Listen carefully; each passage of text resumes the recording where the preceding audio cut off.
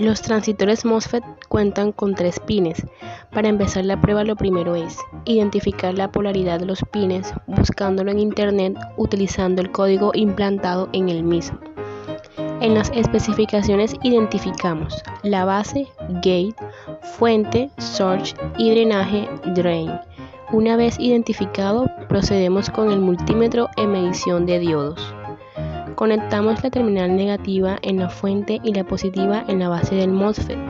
Con estos contactos estamos cargando el MOSFET para que esté en estado de conducción.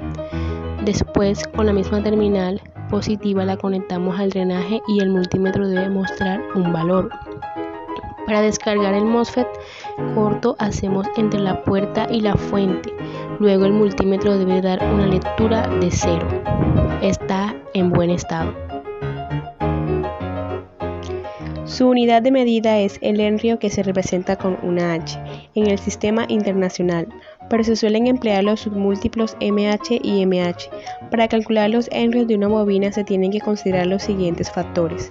1. El número de vueltas que tenga el embobinado. 2. El diámetro de las espirales. 3. Longitud del cable de la bobina. 4. El material del núcleo en caso de tenerlo. Todos estos factores, entre más grandes o mayores sean, aumentan la inductancia de la bobina, lo que provoca que tenga más henrios. Además, conocer que el multímetro sea el equipo sofisticado que te servirá para realizar las mediciones de magnitudes eléctricas como corrientes, diferencia de potencias, resistencias, capacidades, entre otras. Estos multímetros vienen con 2 cables, cuyos colores se dividen en 2 polos, positivos y negativos.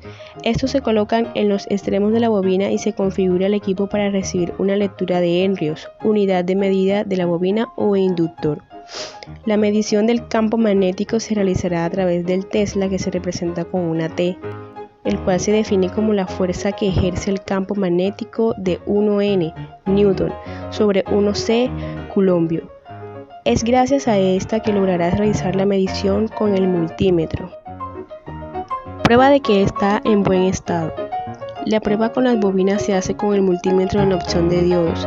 Se coloca el cátodo y ánodo en cualquiera de los 2 terminales y el multímetro emitirá un sonido, el cual dará por hecho que la bobina está en buenas condiciones, ya que el flujo de corriente que se inyectó a la bobina llegó con cabalidad al otro extremo, existiendo así una comunicación entre ellas. La forma más fácil de ver si los condensadores son los que provocan inestabilidad o fallos en el ordenador es mirándolos físicamente. Podemos encontrar 2 casos. El primero es cuando a estos se inflan y el segundo es cuando a estos se les sale líquido. La foto siguiente muestra un condensador que sufre la dolencia.